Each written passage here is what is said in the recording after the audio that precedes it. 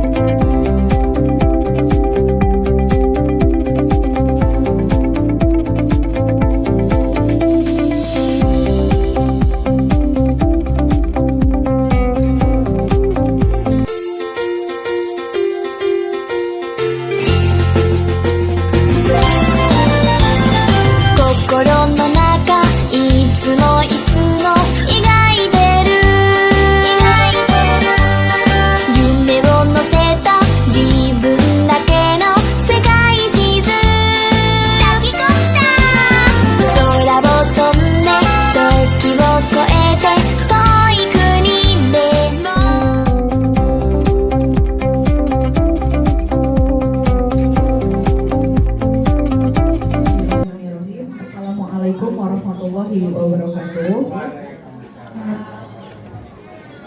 Bapak Ibu SDN Budiwang yang saya hormati, marilah kita panjatkan puji dan syukur kehadiran Allah Subhanahu wa taala karena berkat rahmat dan hidayahnya kita dapat berkumpul di hari ini dalam acara diseminasi budaya positif yang akan dipaparkan oleh saya sebagai calon guru penggerak angkatan 11. Saya Yanti Rawati Ishak yang saat ini mengikuti pendidikan guru penggerak selama 6 bulan sampai bulan Desember. Ya, untuk memulai ke acara selanjutnya, mari kita lihat mengenai diseminasi. Sebelum diseminasi dimulai, ada kesepakatan diskusi yang akan saya bacakan sebelum kita memulai diskusi ini. Yang pertama adalah aktif dalam kegiatan diskusi, lalu mengikuti kegiatan diskusi dengan hati yang gembira.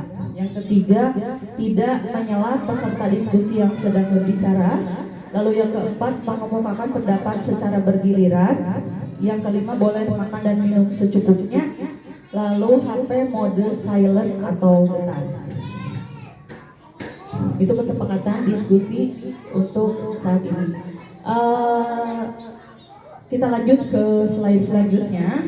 Dalam modul yang saya pelajari saat ini, yaitu modul 1.4, ada 8 konsep inti yang sudah dipelajari di modul ini. Yang pertama adalah perubahan paradigma positif, lalu disiplin positif, ada juga nilai-nilai kebajikan, ada kebutuhan dasar manusia, ada motivasi perilaku manusia, ada posisi kontrol guru, ada keyakinan kelas, dan yang terakhir ada segitiga restitusi.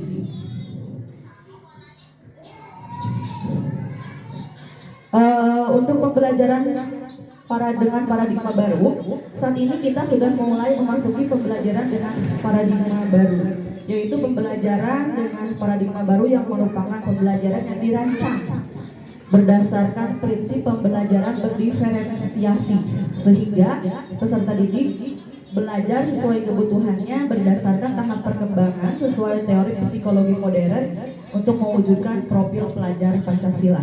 Yang kita ketahui bahwa profil pelajar Pancasila itu ada 6, ya. Ada lagunya, Bapak Ibu hafal nggak?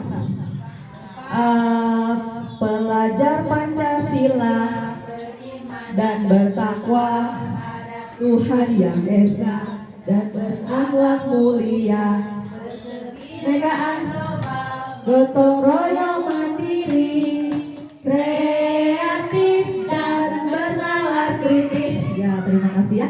Itu adalah profil pelajaran Pancasila yang sekarang harus diterapkan di sekolah kita atau di kelas kita masing-masing. Ya, untuk selanjutnya adalah disiplin positif. Disiplin positif adalah disiplin yang berasal dari kata disiplina, yang artinya belajar. Disiplin mengacu pada disiplin diri yang memiliki tanggung jawab terhadap apa yang dilakukannya berdasarkan nilai-nilai yang diyakini. Disiplin positif merupakan salah satu cara penerapan disiplin yang bertujuan untuk menumbuhkan kesadaran serta memberdayakan peserta didik. Nah, ada yang diberi tanda hijau tanpa imbalan penghargaan, reward, ancaman atau hukuman. Nah, ini yang barunya. Jadi di disiplin positif saat ini tidak ada reward, Bapak Ibu, sebenarnya. Lalu tidak ada hukuman dan tidak ada ancaman. Sebagai peserta didik, sebagai pendidik, tujuan kita adalah menciptakan peserta didik yang memiliki disiplin diri, sehingga mereka berperilaku mengacu kepada nilai-nilai kebajikan universal dan memiliki motivasi intrinsik dalam perubahan perilaku ke arah yang lebih baik. Nah, itu disiplin positif. Untuk selanjutnya adalah nilai-nilai kebajikannya. Nilai-nilai kebajikan itu apa sih? Ya, nilai-nilai kebajikan adalah nilai-nilai yang disepakati bersama, lepas dari suku bangsa, agama, bahasa, maupun latar belakangnya. Nilai kebajikan menurut profil pelajaran Pancasila yang tadi sudah kita sebutkan atau paparkan, yaitu ada beriman kepada Tuhan, berakhlak mulia, berkebinekaan global, gotong royong, mandiri, bernalar kritis, dan kreatif. Sedangkan nilai-nilai kebajikan menurut IBO, Primary Years Program, ada toleransi, rasa hormat, integritas, mandiri, menghargai, antusias, dan sebagainya. Untuk nilai-nilai kebajikan menurut 9 pilar karakter, yaitu cinta Tuhan dan segenap ciptaannya. Ada kemandirian, tanggung jawab, kejujuran, dan nilai lainnya. Itu nilai-nilai kebajikan. Jadi semua nilai baik itu adalah nilai kebajikan yang harus diterapkan di kelas kita.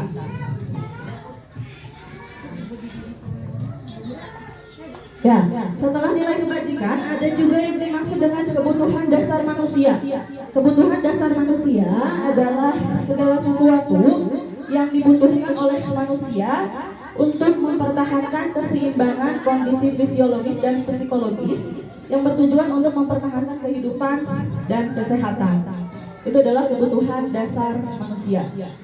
Kebutuhan dasar manusia adalah kebutuhan yang mendasari dari anak-anak kita berperilaku sedemikian rupa, seperti berperilaku, misalnya kita sebut jangan nakal ya, mencari perhatian. Biasanya itu didasari dari kebutuhan dasar manusia. Kebutuhan dasar manusia itu ada 5. Yang pertama adalah bertahan hidup, kasih sayang, kebebasan, kesenangan, dan penguasaan. Jadi apabila ada anak yang bukan nakal ya, kita sebut aktif atau caper, itu sebenarnya mungkin dia butuh kasih sayang gitu misalnya ya, atau ingin bebas gitu, atau ingin senang. Jadi dengan menjahili orang lain dia senang gitu, seperti itu. Jadi kita harus pahami bahwa setiap manusia melakukan semua tindakan itu berdasarkan kebutuhan dasarnya, yang kita juga pasti punya semuanya. Nah, itu kebutuhan dasar manusia menurut Dr. William Glasser. Ada juga motivasi perilaku manusia. Ada 3 motivasi perilaku manusia. Yang pertama, untuk menghindari ketidaknyamanan atau hukuman, untuk mendapatkan imbalan atau penghargaan dari orang lain, Dan yang ketiga, untuk menjadi orang yang mereka inginkan dan menghargai diri sendiri dengan nilai-nilai yang mereka percaya.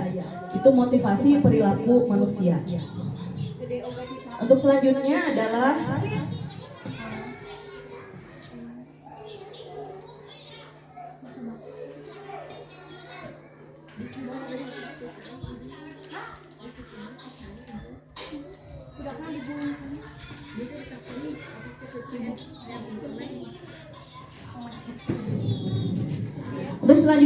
konsep disiplin dengan identitas gagal. Jadi ada cara untuk menerapkan disiplin tapi kurang tepat. Nah, itu disebutnya konsep disiplin dengan identitas gagal. Yang kurang tepat itu yang bagaimana? Yang menggunakan hukuman dan penghargaan itu sebenarnya kurang tepat. Jadi kadang-kadang kita memberi penghargaan, reward itu seperti biasa ya. Padahal untuk saat ini di pendidikan guru penggerak yang saya pelajari bahwa memberikan penghargaan itu kurang baik, seperti itu ya. Hukuman itu menyakitkan, tidak baik karena menerapkan disiplin dengan hukuman itu menyakitkan. Lalu tidak nyaman, murid takut, memaksa murid menyembunyikan kesalahannya nanti mengakibatkan seperti itu dan murid menjadi rendah diri. Nah, untuk penghargaan tidak efektif karena merusak hubungan. Jadi menimbulkan sifat iri dari teman yang lain. Mematikan kreativitas, menghukum dengan sistem ranking, makanya sekarang ranking dihapus karena ini dasarnya gitu. Lalu merampas hak, menghargai dirinya. Nah, itu terkait konsep disiplin. Untuk konsep disiplin ada yang dengan identitas sukses, nah yang betul yang seperti ini untuk saat ini, yaitu dengan konsekuensi dan restitusi. Konsekuensi itu seperti apa? Penguatan jangka pendek, perlu adanya monitoring berkelanjutan, adanya stimulus respon, murid menghargai peraturan, kehilangan waktu untuk merenungi kesalahan. Nah, lalu ada lagi restitusi. Restitusi itu murid bertanggung jawab untuk perilakunya, fokus pada pemecahan masalah jangka panjang, murid menghormati dirinya dan orang lain, adanya teori kontrol, dan murid bersemangat untuk memperbaiki kesalahannya. Itu di konsep disiplin dengan identitas sukses. Perbedaan antara hukuman, konsekuensi, dan restitusi. Ada kasusnya, di sini ada contoh, siswa sering tidak mengerjakan PR. Apa bedanya? Bedanya antara hukuman adalah, kalau hukuman guru menghukum siswa tersebut hormat bendera selama 10 menit, nah itu hukuman. Menyakiti, jadi sistemnya menyakiti. Guru marah dan murid takut. Sedangkan konsekuensi, guru memberikan konsekuensi untuk mengerjakan PR-nya saat istirahat atau dikerjakan sebanyak 3 kali lipat. Konsekuensi masih bisa dilakukan, tapi yang paling baik adalah restitusi. Restitusi, guru menanyakan keyakinan kelas, dirinya, dan membantu siswa menyelesaikan masalah. Nanti sifatnya guru terbuka dan siswa menghormati dirinya dan orang lain. Agar kita bisa melakukan restitusi, kita harus memiliki 5 posisi kontrol sebagai seorang guru. Jadi ada 5 posisi kontrol kita sebagai guru, yaitu yang pertama adalah sebagai penghukum. Kita bisa menempatkan diri kita sebagai penghukum. Ada juga pembuat rasa bersalah. Pembuat rasa bersalah itu seperti ini. Jika ada siswa yang melakukan kesalahan, kita berkata seperti ini, jangan gitu, nanti ibu dimarahin sama kepala sekolahnya. Itu membuat siswa merasa bersalah. Posisi teman, posisi guru sebagai pemantau dan posisi guru sebagai manajer. Itu 5 posisi kontrol. Nah, di sini ada contoh penerapan 5 posisi kontrol sebagai guru. Dalam kasus siswa tidak memakai atribut lengkap saat upacara bendera. Jika sebagai penghukum, maka guru akan berkata, patuhi aturan sekolah, lalu berdiri di depan barisan itu sebagai penghukum. Jika sebagai pemantau, kamu sudah melanggar peraturan dan konsekuensinya, itu sebagai pemantau. Sebagai teman, ayolah yang tertib, buat bu guru bangga, kali ini tidak apa-apa kamu salah, itu sebagai teman. Sebagai pembuat rasa bersalah, Jadi membuat rasa bersalah itu membuat siswa merasa bersalah telah melakukan hal itu.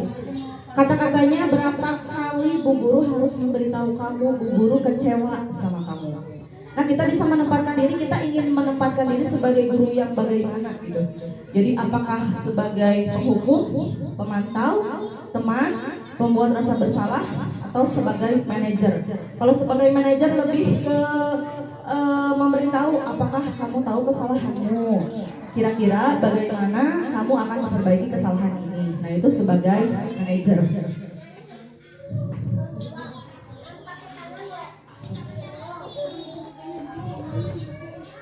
Untuk melakukan restitusi, yang paling baik dalam penerapan disiplin positif adalah melakukan restitusi. Dalam melaksanakan restitusi ada yang disebut dengan segitiga restitusi. Jadi ada langkahnya untuk melakukan restitusi. Yang pertama adalah menstabilkan identitas dulu dari siswa yang melakukan kesalahan. Yang kedua adalah validasi tindakan yang salah. Dan yang ketiga adalah menanyakan keyakinan dari siswa tersebut. Di sini akan saya perlihatkan video tentang pelaksanaan restitusi. Dalam kasusnya adalah saat pelajaran IPAS kelas 5 diberi tugas karena guru kelas harus menghadiri undangan di kantor dinas. Setelah dicek tugasnya, ternyata ada siswa yang bernama Balkis tidak mengumpulkan tugas. Oleh karena itu, sepulang sekolah, Bu Yanti mengajak Balkis untuk berbicara. Kita berbicara menggunakan segitiga restitusi.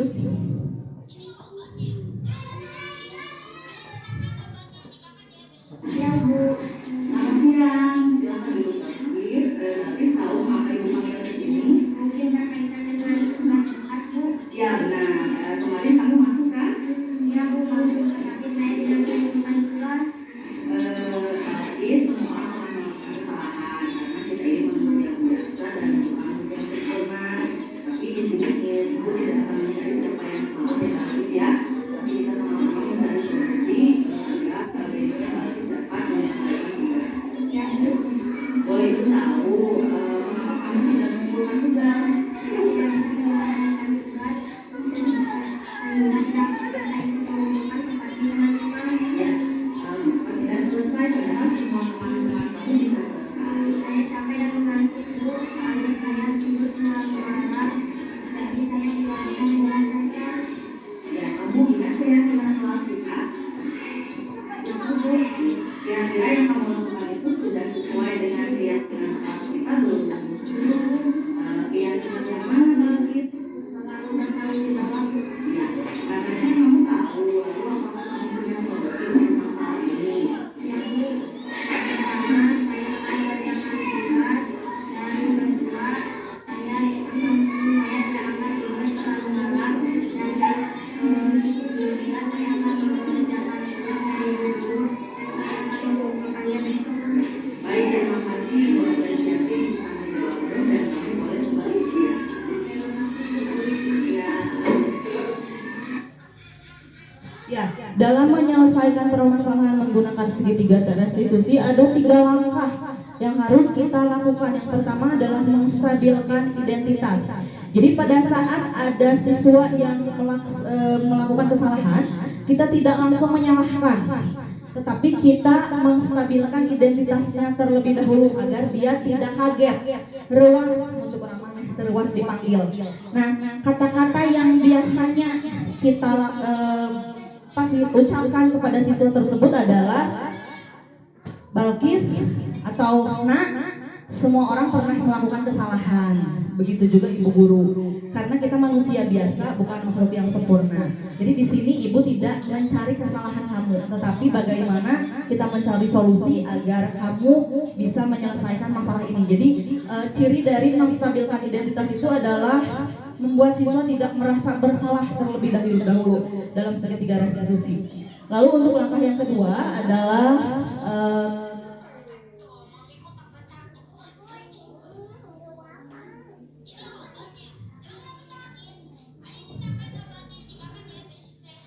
langkah yang kedua adalah memvalidasi tindakan yang salah.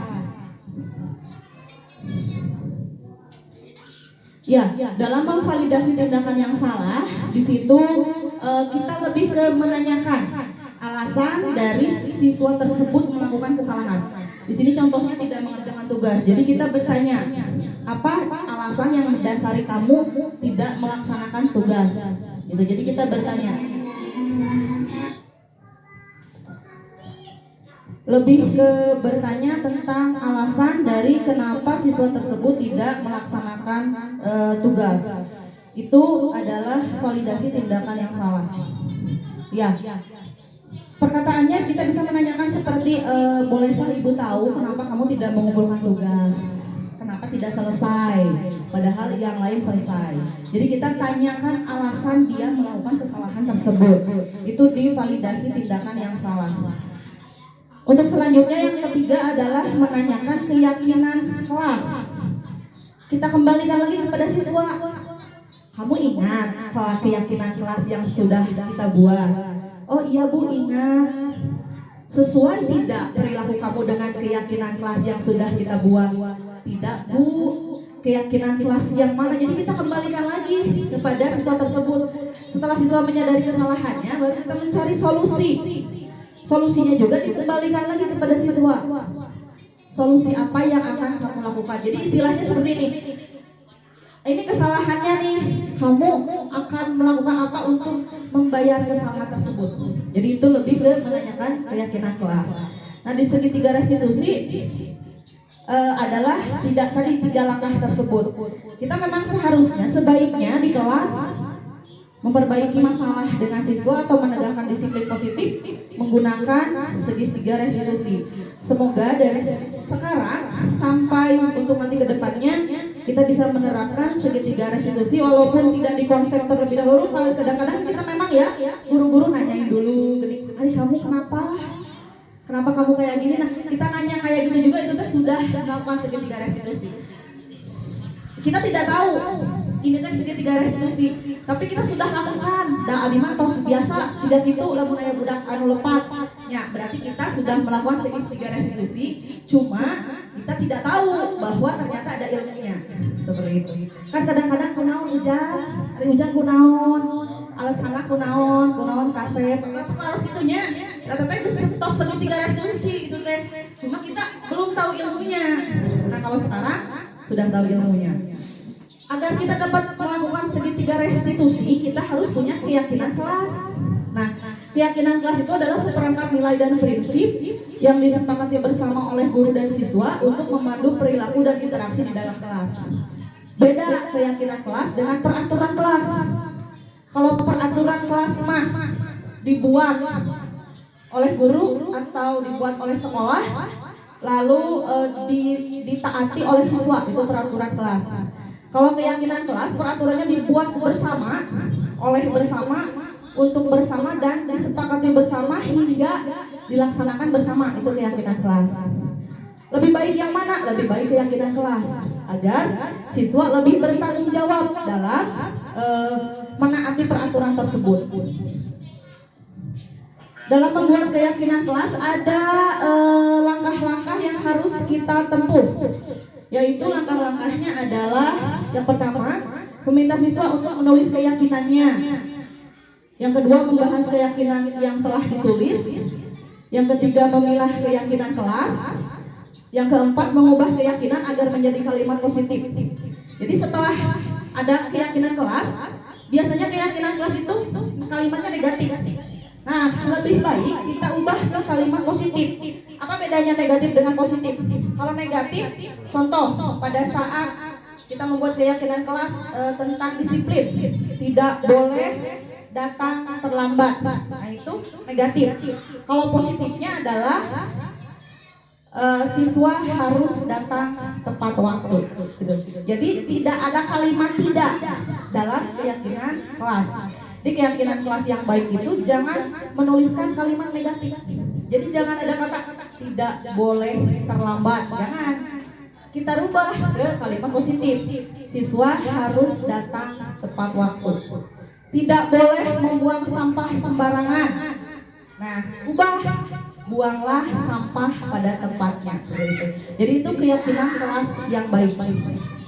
Nah, setelah ada keyakinan kelas yang baik yang sudah dirubah menjadi kalimat positif, lalu kita sepakati keyakinan kelas tersebut bisa dengan ditandatangani oleh siswa atau dicap jari misalnya, atau oleh sebaiknya oleh seluruhnya sih, jangan perwakilan ya. Nah, di sini ada contoh pembuatan keyakinan kelas yang sudah dibuat di kelas saya.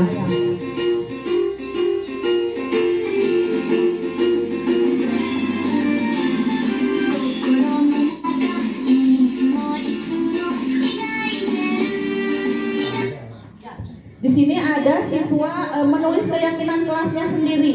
Jadi siswa menulis keyakinan kelasnya sendiri dengan kita berikan dulu pertanyaan pemantik. Pertanyaannya bisa 2, bisa 3, bisa 4. Jadi dari pertanyaan itu nanti siswa menuangkan ide untuk membuat keyakinan kelasnya. Nah, setelah siswa memberikan ide, menuliskan, kita rangkum keyakinan kelasnya. Yang sama dipilih. Jadi kita pilih misalnya kelas bagaimana yang kamu inginkan, misalnya teman bagaimana yang kamu inginkan, atau guru seperti apa yang kamu inginkan, gitu. Nanti anak-anak tulis jawabannya, kita pilih yang sama. Nah, kemarin saya membuat tentang teman bagaimana yang kamu inginkan dan cara belajar bagaimana yang kamu inginkan. Saya buat soal pemantik untuk keyakinan kelas seperti itu, dan kebanyakan anak-anak menjawab ingin kelas yang wangi dan terhadang, ingin yang tidak gerah. Lalu cara belajar bagaimana yang kamu inginkan? Kebanyakan anak menulis ingin belajar menggunakan HP. Untuk yang sekarang di sini ingin belajar menggunakan HP. Oh, mungkin ingin menggunakan IT, ingin bawa HP, ingin kuis dari HP atau dan lain sebagainya. Lalu ke diri saya sendiri, kamu menginginkan guru yang bagaimana? Anak-anak kebanyakan menulis guru yang peduli, guru yang menanyakan. Maksudnya mungkin ya, menanyakan itu kamu sulitnya di mana, mungkin gitu ya. Ingin guru yang tidak galak. Anak-anak nulis gitu. Jadi saya kaget, wah saya galak gitu ya di kelas ya. Anak-anak nulis seperti itu. Dan nanti kita rangkum, setelah kita rangkum, kita buat kalimat positifnya. Setelah dibuat kalimat positifnya, kita sepakati, jadilah keyakinan kelas.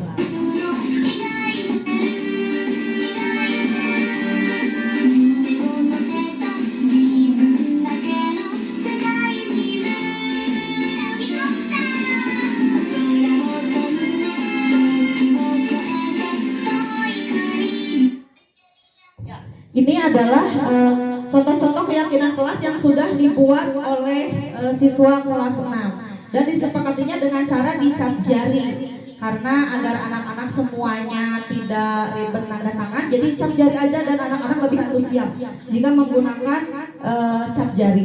Nah, dari keyakinan kelas ini nanti kita bisa membuat segitiga restitusi. Jika ada anak yang melakukan kesalahan, kita kembalikan lagi ke keyakinan kelas ini yang sudah dibuat oleh mereka. Ingat nggak keyakinan kelas yang kemarin kalian buat? Ingat Bu, apa di situ harus datang tepat waktu. Kalau ada yang terlambat, kita kembalikan lagi ke mereka. Itu jadi keyakinan kelas itu tidak mengikat secara otoriter, karena dibuat oleh bersama seperti itu.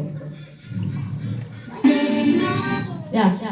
Mungkin itu yang saya paparkan mengenai diseminasi yang saya pelajari di modul 1.4 mengenai budaya positif. Terima kasih atas perhatian Bapak Ibu. Salam guru penggerak.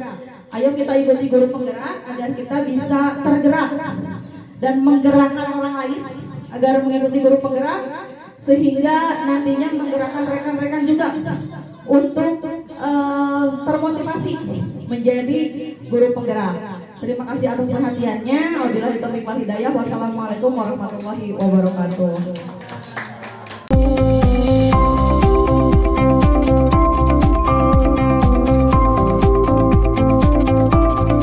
Tanggapan atau pertanyaan silakan. Keyakinan kelas, untuk keyakinan kelas itu kan sudah terpampang ya, tadi sudah disepakati. Apakah untuk keyakinan kelas itu harus diingatkan setiap hari atau bagaimana? Ya, terima kasih Bu Ima. Keyakinan kelas itu tidak harus diingatkan setiap hari ya. Kan karena tadi sudah dipampang di kelas gitu ya, misalnya di tembok kelas atau di mading. Nah, kita tidak harus mengingatkan setiap hari kepada mereka. Hanya pada saat terakhir kita membuat keyakinan kelas, tanamkan dalam diri anak, ini keyakinan kelasnya.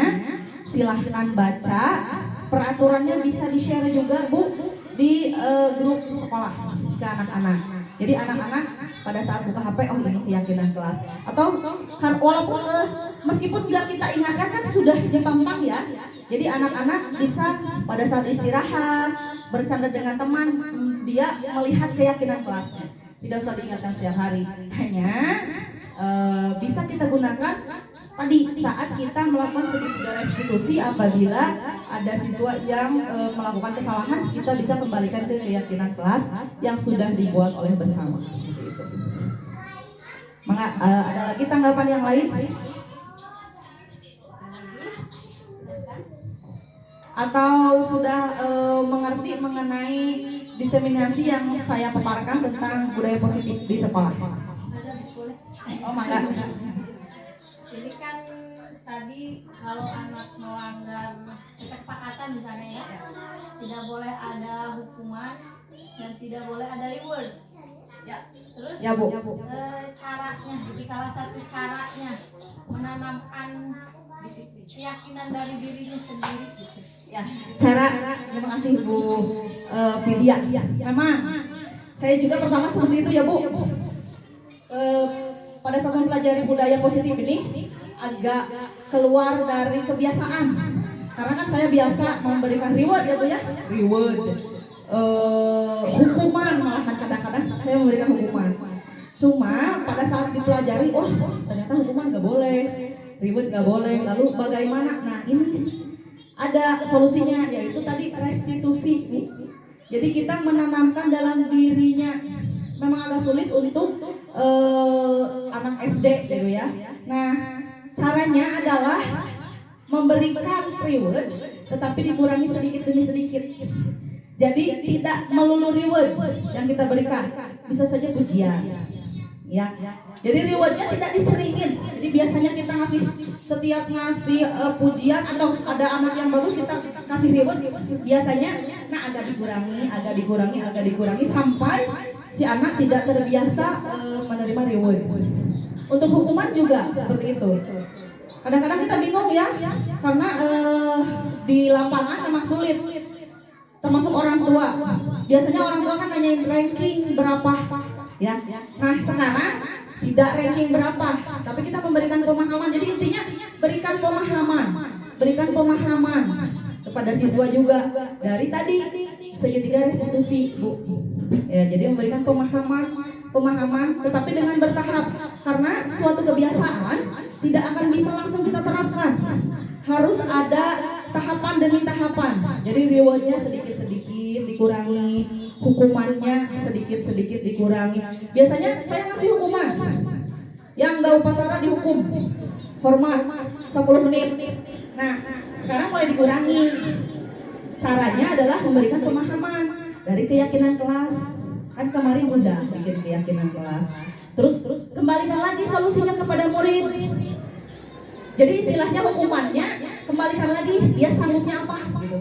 Jadi kamu sok untuk memperbaiki kesalahan ini, kamu sanggupnya apa?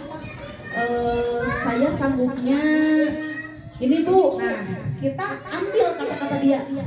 Jadi untuk sekarang tidak otoriter, tapi lebih ke kita berdiskusi kepada murid. Untuk menyelesaikan masalah kita lebih ke berdiskusi. Gitu Bu. Enggak. Misalkan si anak itu memperbaiki kesalahan kan untuk mempermudah, misalkan untuk merayu hati gurunya, solusi apa atau apa sih yang akan kamu lakukan untuk memperbaiki kesalahan kamu? Oh Bu, saya mau bawa bolu, bentuknya teh kayak lebih ke apa gitu, benda hadiah gitu untuk gurunya.